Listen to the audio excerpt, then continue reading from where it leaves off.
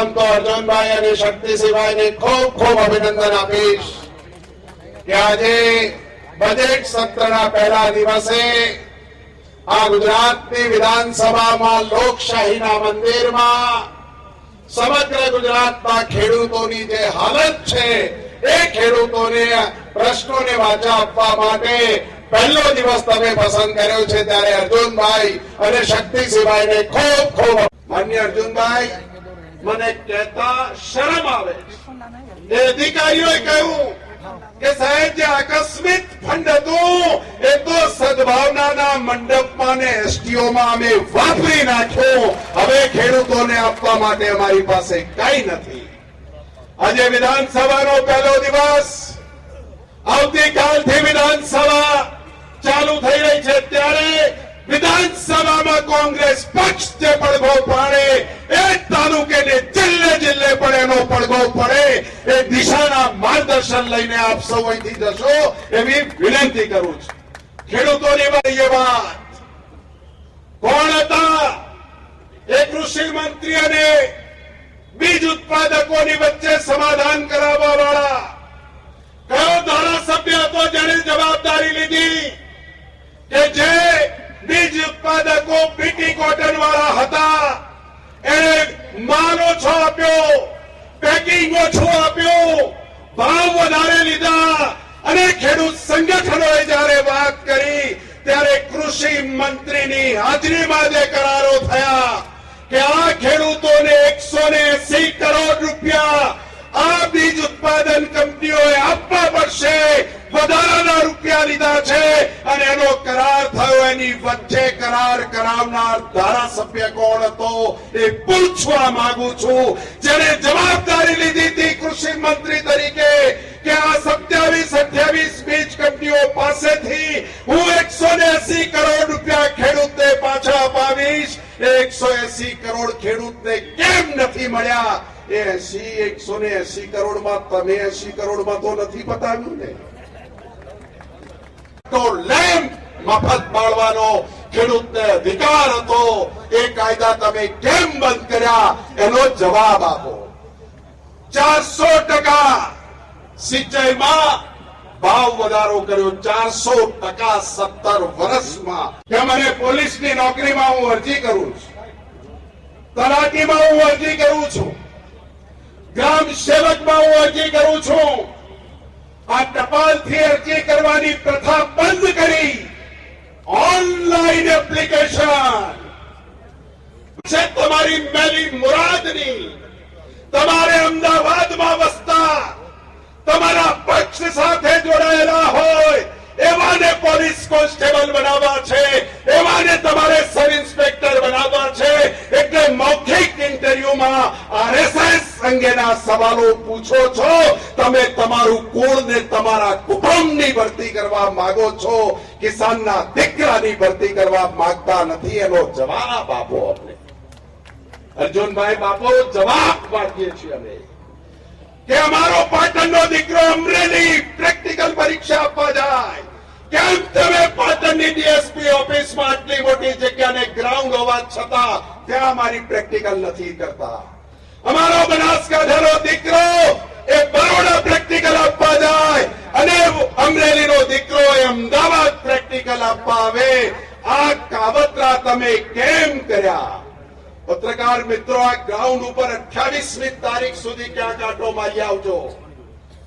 એક ગ્રાઉન્ડમાં 6 લાઈન, એ 6 લાઈન ઉપર 6 જણા દોડે એવો દોડનો નિયમ.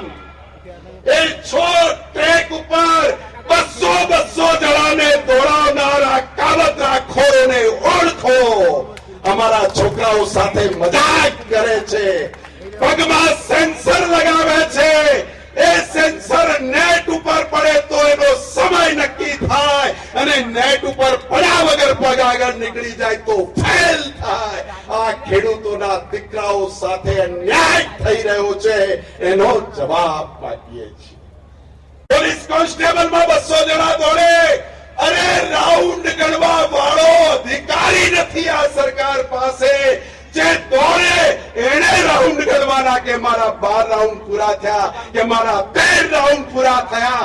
28 તારીખ સુધી પરીક્ષા ચાલુ છે. મીડિયાના મિત્રોને વિનંતી કરું છું, ત્યાં જઈને તમે આ હિન્દુસ્તાનને, ગુજરાતના બેરોજગાર યુવાનો સાથે આ ગુજરાતનો મુખ્યમંત્રી, કલાકાર, નાટકબાજ જે દ્રોહ કરે છે એ કલાકારને તમે ઓળખો, એ જ વિનંતી કરું છું. કૂતરું કરડ્યું હોય એટલે ઇન્જેક્શન લેવા સરકારી દવાખાનામાં જાય છે. ડોક્ટર પૂછે છે કે 14 ઇન્જેક્શન આપીએ, પણ તમારી પાસે બીપીએલ કાર્ડ છે?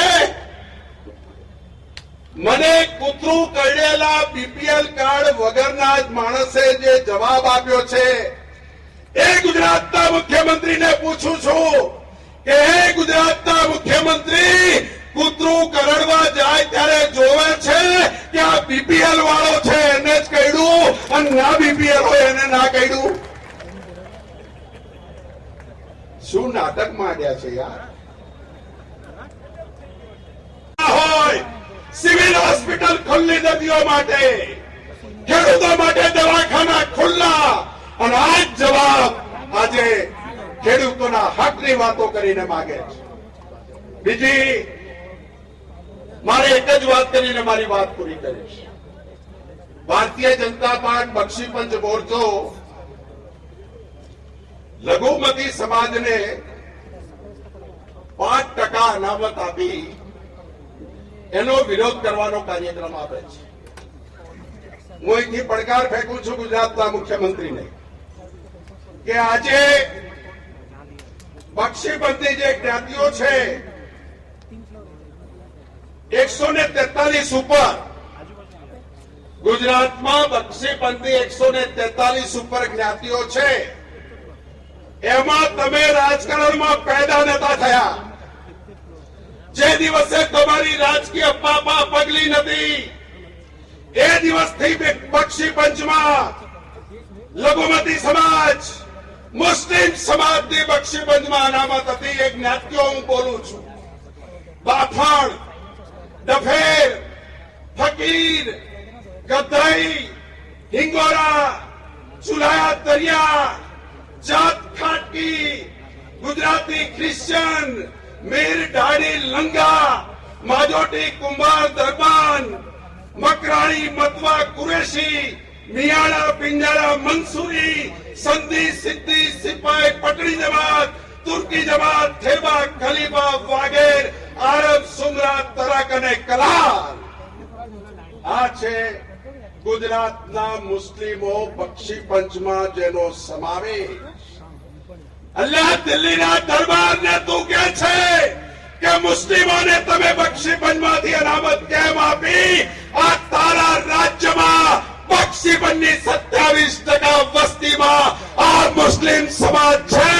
તારી માએ સવાસેર સૂટ કાઢી હોય તો આમને કાઢ.